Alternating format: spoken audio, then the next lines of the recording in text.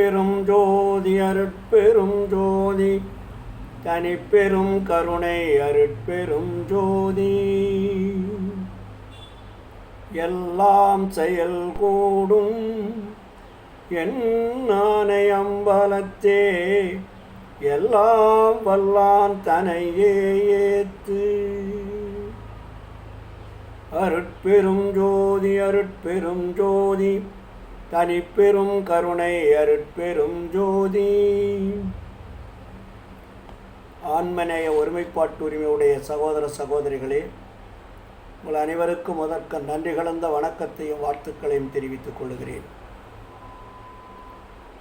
நாம் வள்ளல் பெருமானுடைய வாழ்க்கை வரலாறுகளையும் அவருடைய கொள்கைகளையும் மிக துல்லியமாக பார்த்து கேட்டு படித்து மக்களுக்கு சொல்லிக் கொண்டு வருகிறோம். வள்ளல் பெருமான் அவர்கள் ஆரம்பத்திலே பல சமய மதங்களை பின்பற்றி வந்தாலும், சமய மத கடவுள்களை வழிபட்டு வந்தாலும், சமய மத கடவுள்களை பற்றி தோத்திர பாடல்கள் பாடி வந்தாலும், இறுதியிலே மக்களுக்கு இயற்கை உண்மை தன்மையான எல்லாம் வல்ல தனித்தலைமை பெரும்பதியாகிய அருட்பெருஞ்சோதி ஆண்டவரையும்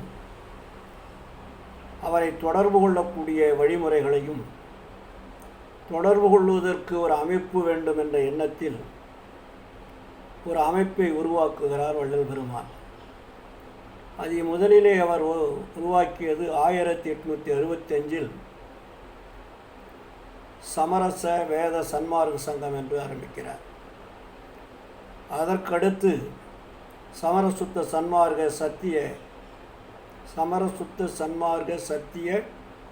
வேத சன்மார்க்கம் என்ற இல்லை சமரச சுத்த சன்மார்க்க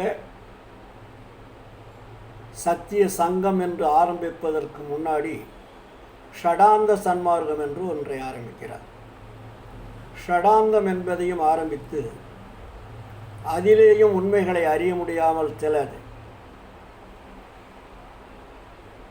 பாதைகள் சரியான முறையிலே செல்லவில்லை என்ற காரணத்தினால் இறுதியாக சமரசுத்த சன்மார்க்க சத்திய சங்கம் என்று இறைவனுடைய ஆணையின்படி தோற்றுவிக்கிறார். அப்போ சமரசுத்த சன்மார்க்க சத்திய சங்கத்தை அங்கத்தினர்களாக சேர்ந்து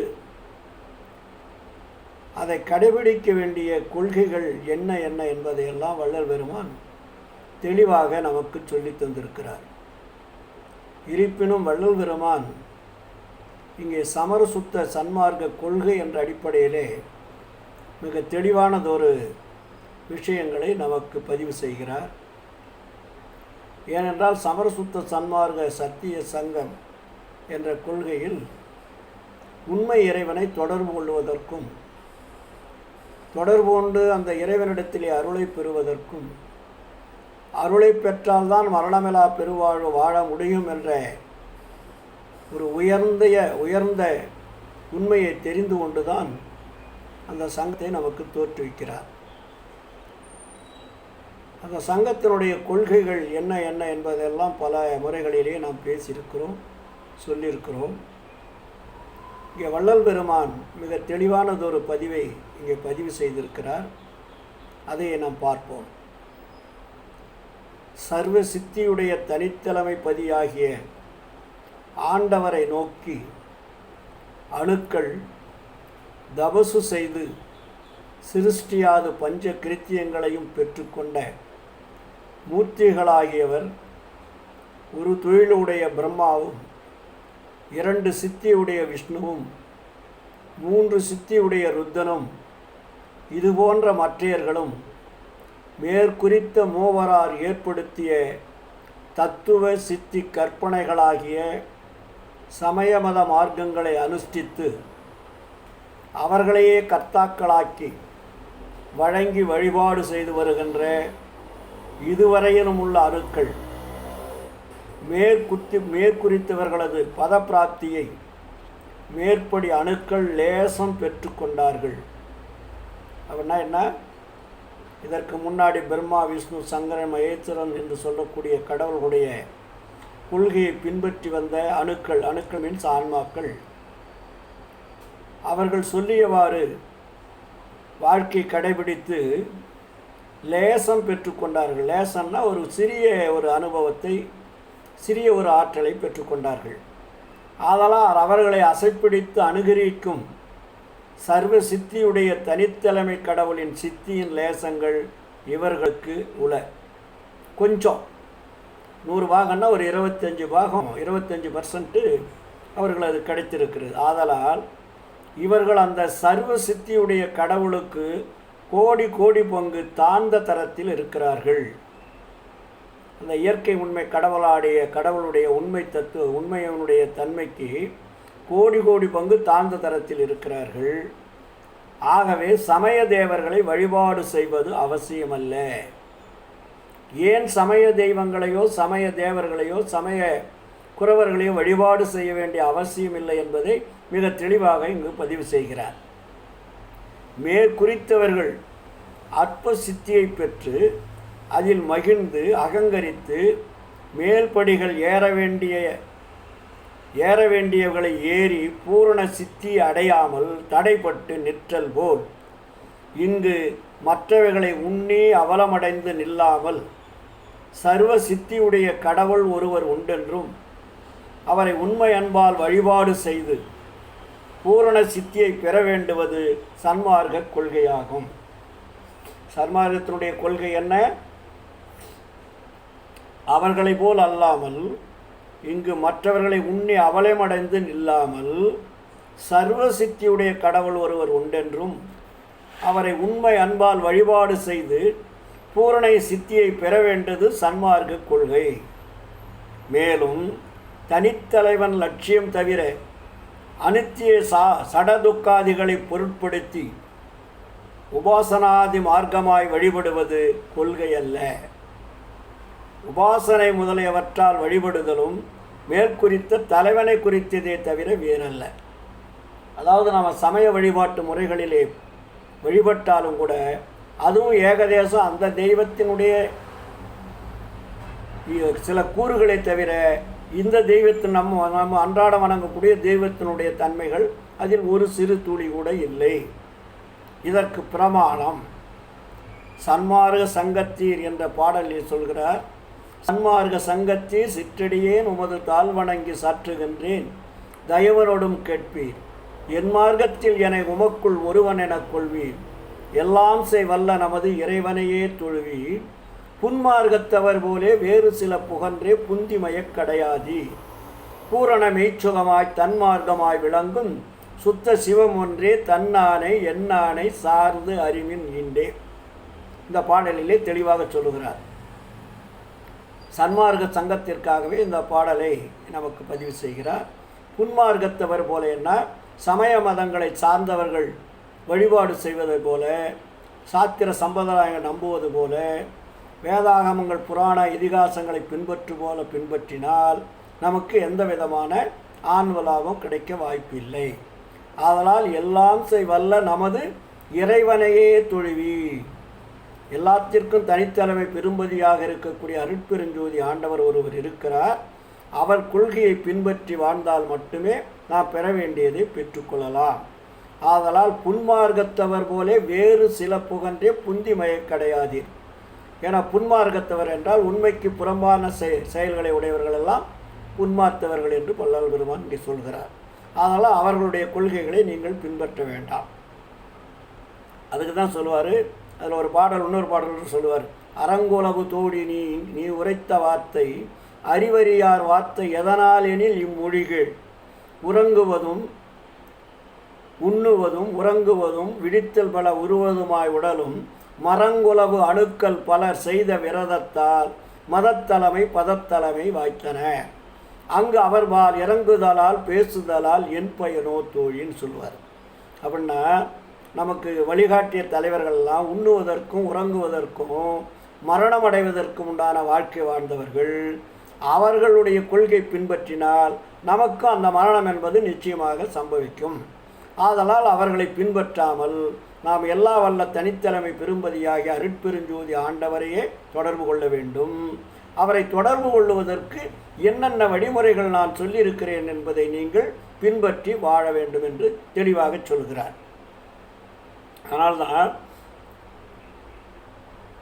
பெரும்பதி தெரிவித்தார். பெரும்பதினா இறைவனே நமக்கு தெரிவித்தார் என்று சொல்லுகிறார். இங்கிருக்கின்ற ஒன்றையும் பொருளாக கொள்ளாதீர்கள். நாம் இந்த பிரபஞ்சத்தில் இருக்கக்கூடிய எந்த பொருளையும் நாம் நமக்கு வேண்டியதாக தொடர்பு கொள்ளக்கூடாது. எல்லா பற்றுகளுக்கும் காரணமான ஆச்சார வங்கங்களை விட்டு தலைவனையே தொழுவீர்கள் என்ற திருவார்த்தைகளால் தலைவனை தொழுவதே தொழிலாக உடையது நமது கடமையாக இருக்க வேண்டும். ஏன்னா நம்ம இதுவரையிலே எத்தனையோ தெய்வங்களை வழிபாடு செய்து வந்திருக்கிறோம், எத்தனையோ தோத்திரங்களை செய்திருக்கிறோம். இது எல்லாமே நமக்கு மனதிற்குண்டான மகிழ்ச்சியை தருமே தவிர ஆன்மாவிற்குண்டான மகிழ்ச்சியை தெரிவிக்காது, ஆன்ம லாபத்தையும் பெற முடியாது. அதனால் சுத்த சன்மார்க்கத்தின் முடிவு என்னவென்றால், சுத்த சன்மார்க்கத்தின் முடிவு சாகா கல்வியை தெரிவிப்பதே அன்றி வேறில்லை. சாகின்றவன் சன்மார்க்க நிலையை பெற்றவன் அல்ல, சாகாதவனே சன்மார்க்கி என்ற ஒரு அடிப்படையான உண்மையை நமக்கு எடுத்து சொல்கின்றார். அதே போல் சாகாத கல்வியை திருவள்ளுவர் திருக்குறளில் முதல் அதிகாரத்தில் சாகா கல்வியை குறித்து சொல்லியிருக்கின்றது. அதை தக்க ஆசிரியர் மூலமாய் தெரிந்து கொள்ளலாம் என்று ஒரு பின்குறிப்பு கொடுக்கிறார். ஏன்னா மற்ற நூல்களில் சாகா கல்வியை சொல்லவில்லை, திருக்குறளில் ஓரளவுக்கு சொல்லியிருக்கிறது. அது நேரடியாக உங்களுக்கு புரியாது. அதை அறிந்தவர் தெரிந்தவரிடத்தில் படித்து அருளை பெற்ற இடத்தில் உணர்ந்தால்தான் அதில் இருக்கக்கூடிய உண்மைகள் உங்களுக்கு விலகும். அப்போது சாகா கல்விக்கு ஏது? சாகா கல்விக்கு நீ பயிற்சின்னா என்ன பண்ணணும் அப்படின்னா, தூக்கத்தை ஒழித்தால் ஆயுள் விருத்தியாகன்றார். ஒருவன் ஒரு நாளைக்கு 2.5 நாழிகை தூங்க பழக்கம் செய்வானானால் அவன் 1000 வருடம் ஜீவித்திருப்பான். எப்போதும் மறப்பில்லாமல் ஆசானுடைய திருவடியை ஞாபகம் செய்து கொண்டிருப்பதே சாகா கல்விக்கு ஏதுவாகும். அதாவது தூங்காதே விழித்திருக்கும் சூது அறிவித்து எனையாண்ட துறையேனுவார். அப்போது தூங்குவதே சுகம் என்று அறிந்தேன். இந்த உலகத்தில் நமக்கு உண்ணுவதும் உறங்குவதும் தான் தொழிலாக இருக்குது. இப்படி இருந்தால் சாகும் கல்வியோ அருளையோ பெறவோ முடியாது. அப்போ சாகா கல்வி கற்பதற்கு முதலில் நம்ம என்ன பண்ணோம்? தூக்கத்தை தொலைக்க வேண்டும்ன்றார். தூங்காதே இருக்கும் சூது அறிவித்து எனையாண்ட துறையன்னு சொல்வார் வள்ளலார். அதனால் தூக்கத்தை ஒழித்தால் ஆயுள் விருத்தியாகும். அப்போ தூக்கம் ஏன் வருது அப்படி என்றால், ஒரு மனிதன் ஆகாரம் உட்கொள்ளுகின்ற வரையில் தூக்கம் வந்து கொண்டே இருக்கும். எப்பொழுது ஆகாரத்தை அவன் நிறுத்துகிறானோ அப்பொழுது தூக்கம் தன்னைத்தானே குறைந்துவிடும். இன்னொன்று, ஆகாரத்தினால்தான் நம்முடைய உடம்பிற்கும் உயிருக்கும் ஆபத்து வருகின்றது. அந்த ஆபத்தை நீக்குவதற்கு சதா இறைவனுடைய தொடர்பிலே நாம் இருக்க வேண்டும். சும்மா இருந்தாலும் பத்தாது. எந்த நேரமும் இடைவிடாத இறைவனுடைய தொடர்பில் இருந்தோமானால் நமக்கு வேண்டியதெல்லாம் இறைவன் கொடுத்து நம்மை காப்பாற்றுவார். அப்படி சொல்கிறாரு. சுத்த சன்மார்க்கத்தின் முக்கிய தடைகள் ஒரு பட்டியலே போடுறாரு. சுத்த சன்மார்க்கத்துக்கு முக்கிய தடைகளாகிய சமயம் முதலிய மார்க்கங்களை முற்றும் பற்றற கைவிட்டவர்களும், காம குரோதம் முதலியவர்கள் நேரிட்ட காலத்தில் ஞான அறிவினால் தடுத்து கொள்பவரும், கொலை புலை தவிர்த்தவர்களும் ஆகிய இவர்கள்தான் சுத்த சன்மார்க்கத்திற்கு உரியவர்கள் ஆவார்கள். அவர்கள்தான் மரணம், பிணி, மூப்பு, பயம், துன்பம் இவை முதலியவைகளை தவிர்த்து கொள்வார்கள். ஆதலால் செயற்கை ஆகிய குணங்களை நன்முயற்சியால் தடுத்து கொள்பவர்களுக்கு கேவல அதிகார மரணம் நீங்கும். அப்படி இல்லாது இவ்விடம் காத்திருப்பவர்கள் மரணத்தை தவிர்த்து கொள்ள மாட்டார்கள். வள்ளலார் சொல்லியவாறு கடைபிடிக்காமல் நாம் சும்மாவாச்சும் நானும் சன்மார்க்கத்தில் இருக்கிறேன் என்று சொல்லிக்கொண்டு சமய மதங்களை பின்பற்றியும் சமய மத மார்க்கங்களை வழிபட்டும் வேத ஆகம புராண இதிகாசங்களை நம்பி வாழக்கூடியவர்கள் சன்மார்க்கத்திற்கு தகுதியற்றவர்கள் என்று மிக தெளிவாக சொல்கிறார். அதனால் அப்படி இருப்பவர்கள் இங்கு காத்திருப்பது வேஸ்ட்ன்றார். நீ உண்மையிலேயே மரணத்தை வெல்ல வேண்டும், வள்ளலாருடைய கொள்கையை பின்பற்ற வேண்டும், சுத்த சன்மார்க்க கொள்கையில் வள்ளலார் என்னென்ன சொல்லியிருக்கிறார் அந்த ஒழுக்க நெறிகளை கடைபிடிக்க வேண்டும் என்று இருப்பவர்கள் இங்கு இருக்கலாம். அது இல்லாமல் உங்கள் விருப்பத்திற்கு செயல்படுவர்கள் என்ன சொல்கிறாருங்க, அப்படி இல்லாத இவ்விடம் காத்திருப்பவர்கள் மரணத்தை தவிர்த்து கொள்ள மாட்டார்கள். அது வேஸ்ட்டு. அதனால் எந்த விதமான பிரயோஜனம் இல்லை. அருள் விளங்கும் காலத்தில் அவரவர்கள் பரிவாகத்துக்கு தக்கதாக இகலோக போகத்தை மட்டும் அனுபவிக்கக்கூடும், பரலோக போகமாகிய ஞான சித்தியை பெற மாட்டார்கள்.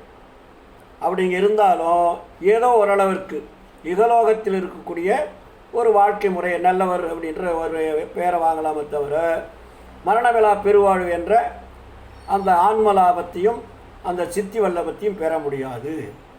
சரி, என்ன செய்யணும் அதற்கு அப்படின்னு வள்ளலார் கீழே பதிவு செய்கிறார். சுத்த சன்மார்க்க சாதனம்.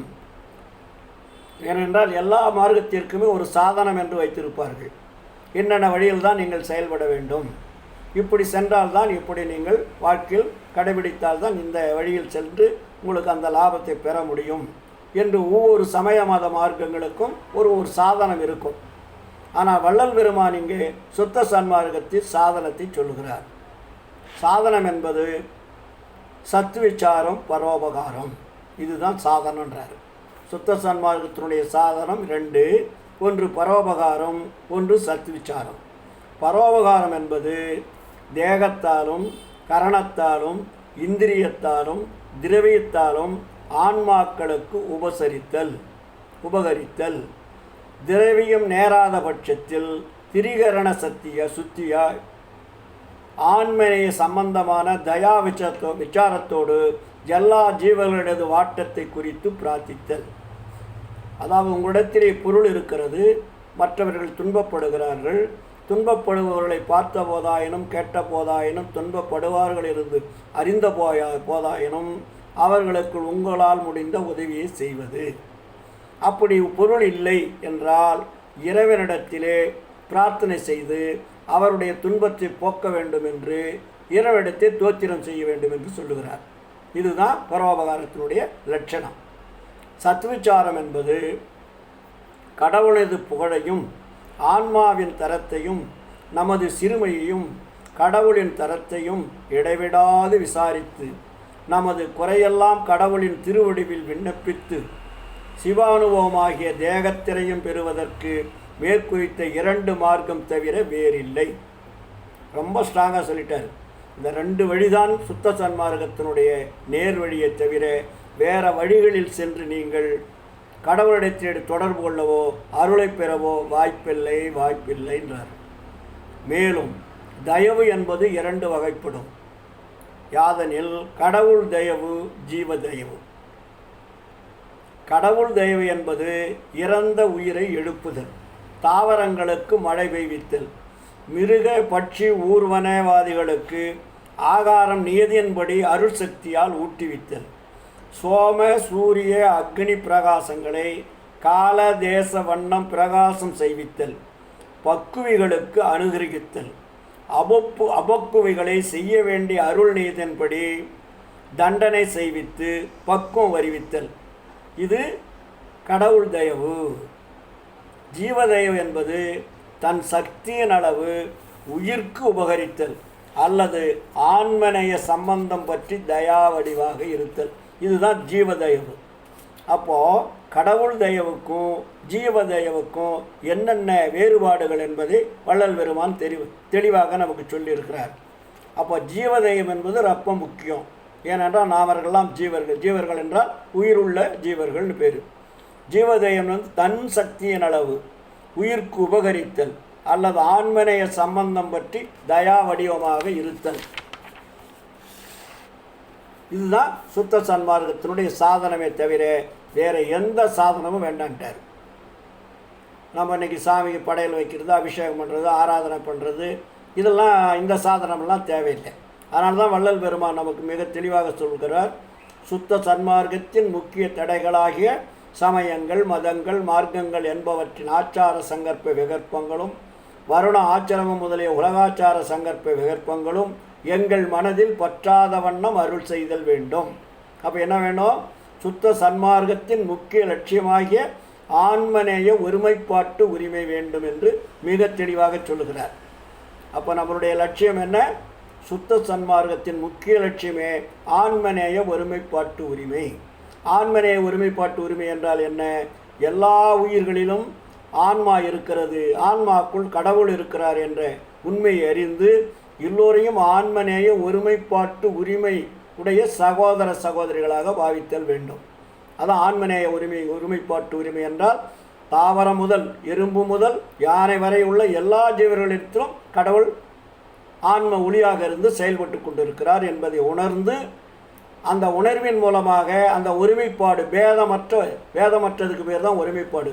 அப்போ எந்தவித பேதம் இல்லாமல் எல்லா உயிர்களும் தன்னுயிர் போல் பார்க்கக்கூடிய ஒரு அறிவு விளக்கம் நமக்கு வர வேண்டும், வருவித்து கொள்ள வேண்டும் என்று வள்ளலார் சொல்கிறார். அதுதான் இங்கே மிக தெளிவாக சொல்ல. சுத்த சன்மார்க்கத்தின் முக்கிய சாதனம் என்னவென்றால் எல்லா ஜீவனிடத்தும் தயவும் ஆண்டவரிடத்து அன்புமே முக்கியமானவை. உதாரணம், அருட்பெருஞ்சோதி ஆண்டவர் சொல்லியது, கருணையும் சிவமே பொருள் என காணும் காட்சியும் பெருக மற்றெல்லாம் மருள்நெறி எனவே எனக்கு நீ உரைத்த வண்ணம் பெற்றிருக்கின்றேன் என்று சொல்கிறார். ஏன்னா கருணையும் சிவம், கருணை வேறு அல்ல சிவம் வேறு அல்ல. கருணை எங்கே இருக்கிறதோ அங்கே இறைவன் இருக்கிறார். அதனால தான் வள்ளலார் அகவலிலே எங்கே கருணை இயற்கையில் உள்ளன அங்கே விளங்கி அருட்பெருஞ்சோதி என்று மிக தெளிவாக பதிவு செய்திருக்கிறார். அதனால் சாதனங்கள் ஒன்று வேண்டாம், சுத்த சன்மாத்திற்கு வேறு சாதனங்கள் ஒன்று வேண்டாம். ஏதாவது ஒரு சாதனம் சொல்ல கேட்டு அதன்படி நடந்தால் சிறு ஒளி உண்டாகும். அதை கண்டு பல்லிழித்து இருமாந்து கெட நேரிடும். ஆதலால் காலம் தாட்டாது எல்லா உயிரையும் தன்னுயிர் போல பார்க்கும் உணர்வை வைத்து கொள்ளல் வேண்டும். இதுவே சாதனம். இந்த குணம் உள்ளவன் எவனோ அவன்தான் இறந்தவரை எழுப்புகின்றவன், அவனே ஆண்டவனும் ஆவான். எவ்வளோ பெரிய அழுத்தமான ஒரு உண்மையை நமக்கு சொல்லுகிறார்.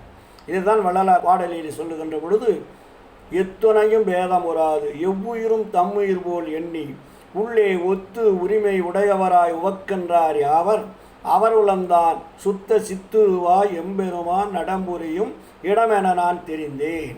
அந்த வித்தகர்தம் அடிக்கேவல் புரிந்திட என் சிந்தை மிக விளைந்ததாலே என்று சொல்கிறார். எல்லா உயிரையும் தன்னுயிர் போல் நினைக்கக்கூடிய அந்த உண்மையை தெரிந்து கொண்டவன் எவனோ அவனிடத்திலே இறைவன் அங்கே ஆட்கொள்ளுகிறார். அவரே இறைவனமாக இருக்கிறார். அவரை நான் வணங்குவதற்கு தயாராக இருக்கிறேன் என்று சொல்லுகின்றார். அதனால் நம்ம என்ன பண்ணணும்? எல்லா உயிரையும் தன்னுயிர் போல் பாவிக்கக்கூடிய அந்த கருணை உணர்வை நாம் வைத்து கொள்ள வேண்டும். அதனால் தான் வள்ளல் பெருமான் இங்கே சொல்லுவார், சுத்த சன்மார்க்க பிரார்த்தனை என்னவென்றால், ஒருவன் பிரார்த்தனை செய்வதில் அவனுக்காக மட்டும் செய்வது சரியல்ல. இந்த உலகம் எல்லாம் வாழும்படி பிரார்த்தனை செய்தல் வேண்டும். அப்படி செய்வதால் அதில் ஒருவனுக்கு வேண்டியவை எல்லாம் அடங்கியிருக்கின்றன. பிரார்த்தனை செய்ய வேண்டுமாகில் இப்படித்தான் செய்ய வேண்டும் என்று நமக்கு ஒரு பாடலை பதிவு செய்கிறார். பாதி இரவில் எழுந்தருளி பாவியேனை எழுப்பி அருஜோதி அடித்து என் உள்ளகத்தே சூழ்ந்து கலந்து துலங்குகின்றாய். நீதி நடம் செய் பேரின்ப நிதி யான் பெற்ற நெடும்பேற்றை ஓத முடியாது என்போல் இவ்வுலகம் பெறுதல் வேண்டுவனே. எவ்வளவு ஒரு அற்புதமான ஒரு விளக்கத்தை சொல்லுகிறார். எனக்கு இந்த உலகத்தில் வாழ்வதற்காக என்னை எழுப்பி அருஜோதி அளித்து என் உள்ளகத்தை அமர்ந்து பாதி இரவில் எழுந்தருளி பாவியேனை எழுப்பி அருஜோதி அளித்து என் உள்ளகத்தே சூழ்ந்து கலந்து துலங்குகின்றாய். நீதி நடம் செய் பேரின்ப நிதி யான் பெற்ற நெடும்பேற்றை ஓத முடியாது என்போல் இவ்வுலகம் பெறுதல் வேண்டுவனே. உங்களைப்போல் நானும் வாழ்ந்து கொண்டுதான் இருந்தேன். ஆனால் இறைவன் என்னுடைய உணர்வையும் உண்மையும் ஒடுக்கத்தையும் கண்டு என்னுடைய ஆன்மாவிலே பதிவாகி பாதி இரவிலே எழுந்து இந்த பாவியனை எழுப்பி அருஜோதி அளித்து தன்னுடனே சேர்த்து கொண்டார். அந்த நேரத்தில் கூட வள்ளல் பெருமான் சொல்லுகிறார், எனக்கு இந்த இன்பம் பெரியதாக தந்திருக்கிறீர்கள், இருப்பினும் எனக்கு மட்டும் இந்த இன்பம் கிடைத்துவிட்டால் போதாது. என்னைப் போல் என்னுடைய ஆன்மநேய ஒருமைப்பாட்டு உரிமையுடைய சகோதர சகோதரிகளுக்கும் நீங்கள் வழங்கி எனக்கு கிடைத்த அந்த ஆன்ம லாபத்தையும் அருள் லாபத்தையும் பேரின்ப சித்தி பெருவாழ்வையும் இந்த உலகத்தில் உள்ள அனைவருக்கும் கொடுக்க வேண்டும் என்று வள்ளல் பெருமான் பிரார்த்தனை செய்கிறார். இதேபோல ஒரு கருணை நிறைந்த ஒரு அருளாளரை நாம் பார்க்க முடியுமா? அருளாளரை தொடர்பு கொள்ள முடியுமா? அந்த அருளாளராகிய வள்ளல் பெருமான் அவர்கள் நமக்கு நேரடியாக வந்து இறைவனுடைய ஒரு உண்மையை வெளிப்படுத்துவதற்காக வடலூலி சத்திய ஞான சபையை தோற்றுவித்தும் அதிலே ஒளிதான் கடவுள் என்ற உண்மையை செயல்பாடு மூலமாக வைத்தும் அந்த சத்திய ஞான சபை உள்ள கடவுளை நாம் தொடர்பு கொள்ளுவதற்கு ஒரே ஒரு வழி ஜீவகாருண்யம்தான் என்ற உண்மையை வெளிப்படுத்துவதற்காக ஜீவகாருண்யம் என்ற ஒரு அடிப்படையான உண்மையான அங்கே சமசுத்த சத்திய தர்மசாலையை ஆரம்பித்து அந்த தர்மசாலை வருபவர்களுக்கெல்லாம் பசி என்ற உணர்வு இல்லாமல் அந்த பசிப்பிணியை போக்கக்கூடிய ஒரு ஆலயமாக அந்த சத்திய தர்மசாலை ஆரம்பித்து அந்த வழியாகத்தான் நீங்கள் எல்லாம் வர வேண்டும் என்ற அந்த வழியையும் காட்டி வள்ளல் பெருமான் அருட்பெருஞ்சோதி ஆண்டவர் இவர்தான் என்ற உண்மையை வெளிப்படுத்துவதற்காக அருட்பெருஞ்சோதி தனிப்பெரும் கருணை என்ற அந்த மாபெரும் வல்லபத்தை மாபெரும் மகாமந்திரத்துக்குரிய கடவுளை சத்திய ஞான சபையிலே அமர வைத்து எல்லவரும் வந்து வழிபாடு செய்து நீங்கள் பெற வேண்டிய ஆன்மலாபத்தை பெற்று மரணமெலா பெருவாழ்வில் வாழ்வாங்கு வாழ வேண்டும் என்று எண்ணத்தோடு வள்ளல் பெருமான் அவர்கள் வடலூரிலே சத்திய ஞான சபையை தோற்றுவித்திருக்கிறார். அதற்கு பிறகுதான் வள்ளல் பெருமான் சித்தி விழாக திருமாளிகளே சென்று இறைவனுடன் தொடர்பு கொண்டு இறைவன் அந்த மாபெரும் வல்லபமான அருட்சக்தியை கொடுத்து வள்ளல் பெருமானை தன்மயமாக மாற்றிக்கொண்டார். அதுதான் கடவுள் நிலையறிந்து மாதல் என்று பெயர். அதற்குத்தான் 3 தேகங்கள் பெற வேண்டும். சுத்த தேகம், பிரணவ தேகம், ஞான தேகம். இந்த 3 தேகத்தினுடைய மாற்றங்கள் முழுவதும் பெற்று அதற்கு முத்தேக சித்தி என்று பெயர் வைத்து அந்த முத்தேக சித்தியை பெற்று இன்று எல்லா வல்ல தனித்தலைமை பெரும்பதையாகிய அருட்பெருஞ்சோதி ஆண்டவருடன் கலந்து இந்த பிரபஞ்சம் முழுவதும் அண்ட கோடிகளெல்லாம் ஆட்சி செய்யக்கூடிய அந்த செங்கோல் செலுத்தும் ஆட்சியை வள்ளல் பெருமானிடத்தே வள்ளல் பெருமான் தந்து இன்று வள்ளல் பெருமான் அண்ட கோடிகளெல்லாம் அரகணத்தில் ஏகக்கூடிய அளவிற்கு ஆட்சியை குறிப்பிலே அமர்ந்து எல்லா அண்டங்களையும் இன்று நிர்வகித்து கொண்டிருக்கக்கூடிய நம் வள்ளல் பெருமானை நாம் இடைவிடாது தொடர்பு கொண்டு அவர் காட்டிய வழியிலே சென்று அவரைப் போல் மரணமிலா பெருவாழ்வு வாழ்ந்து நாமும் இறைவனிடத்திலே செல்ல வேண்டும் என்பதுதான் சுத்த சன்மார்க்கத்தினுடைய முக்கிய லட்சியமாகும். அந்த சுத்த சன்மார்க்கத்தினுடைய லட்சியத்தை கடைபிடிக்க வேண்டும் என்பதற்காகத்தான் வள்ளல் பெருமான் அவர்கள் சாகா கல்வி என்ற ஒரு கல்வியை நமக்கு தந்திருக்கிறார்கள். அந்த கல்விதான் எல்லா மனிதர்களும், எல்லா நாட்டவரும், எல்லா மதத்தவரும், எல்லா ஜாதியரும், எந்த சமயத்தவர்களும் பின்பற்றி மேலேற வேண்டிய ஒரே கொள்கை. உலக வரலாற்றிலே வள்ளல் பெருமான் அவர்தான் அந்த பொது நோக்கமான பொது கொள்கையை நமக்கு படைத்திருக்கிறார்கள். அதற்கு பெயர்தான் சமர சுத்த சன்மார்க்க சத்திய சங்கம். அந்த சங்கத்தினுடைய வாயிலாகத்தான் நாம் இறைவனிடத்தில் தொடர்பு கொள்ள முடியுமே தவிர வேறு வழியில் தொடர்பு கொள்வதற்கு வாய்ப்பே இல்லை என்பதை சொல்லிக்கொண்டு வள்ளல் பெருமான் சொல்லுவார்கள், சாகாத கல்வியே கல்வி, ஒன்றே சிவம்தான் என அறிந்த அறிவே தகுமறிவு, மலமைந்தும் என்ற வல்லபமே தனித்த பூரண வல்லபம், வேகாத காலாதி கண்டுகொண்டு எப்பொருளும் விடைவித்த தொழிலே மெய்த்தொழிலதாகும், இந்நான்கையும் ஒருங்கே வியந்து அடைந்து மா காதலுரை எல்லாம் வல்ல சித்தாகி நிறைவான வரமே இன்பமா, மண்ணுமிது நீ பெற்ற சுத்த சன்மார்க்கத்தின் மரபென்று உரைத்த குருவே, தேகாதி 3 நான் தருமுன் எரைதேற்றி அருள் செய்த சிவமே என்று சொல்லுகிறார். சுத்த சன்மார்க்கத்தினுடைய வல்லபம் என்ன வல்லபம்? அதுதான் சாகா கல்வி, கடவுள் ஒருவரே என்று அறிகின்ற அறிவு. சாகா கல்வி தத்துவங்களை வெல்லக்கூடியது. இப்படிப்பட்ட எல்லா உண்மைகளையும் அறிந்து அதன் வழியிலே நாம் செல்லுகின்றது தான் சுத்த சன்மார்க்கத்தினுடைய மரபு. அப்போ சுத்த சன்மார்க்கத்தினுடைய மரபு தான் இந்த பாடலே 4 வழிகளை சொல்லியிருக்கிறார். சாகாத கல்வியே கல்வி, ஒன்றே சிவம்தான் என அறிந்த அறிவே தகுமறிவு, மலமைந்து வென்ற வல்லபமே தனித்த பூரண வல்லபம், வேகாத காலாதி கண்டுகொண்டு எப்பொருளும் விளைவித்த தொழிலே மெய்த்தொழிலதாகும், இந்நான்கையும் ஒருங்கே வியந்து அடைந்து மா காதலுற எல்லாம் வல்ல சித்தாகி நிறைவான வரமே இன்பமா, மண்ணு மீது நீ பெற்ற சுத்த சன்மார்க்கத்தின் மரபென்று உரைத்த குருவே. சுத்த சன்மார்க்கத்தினுடைய மரபு என்ன, இதுதான் என்பதை மிக தெளிவாக வள்ளல் பெருமான் சொல்லியிருக்கிறார். மனிதனாக பிறந்தவர்கள், உயர்ந்த அறிவுடையவர்கள் காலமுள்ள போதே இறைவனை தொடர்பு கொண்டு அருளை பெற்று மாபெரும் வல்லபமான அந்த வல்லபம் என்ற சாகா கல்வியை கற்று அதனுடைய வழியாக அருளை பெற்று எல்லாம் வல்ல அருட்பெருஞ்சோதி ஆண்டவரை தொடர்பு கொண்டு வாழ்வாங்கு வாழ்வோம் என்று கூறிக்கொண்டு இந்த சிறிய உரையை நிறைவு செய்கிறேன். நன்றி, வணக்கம், வாழ்த்துக்கள்.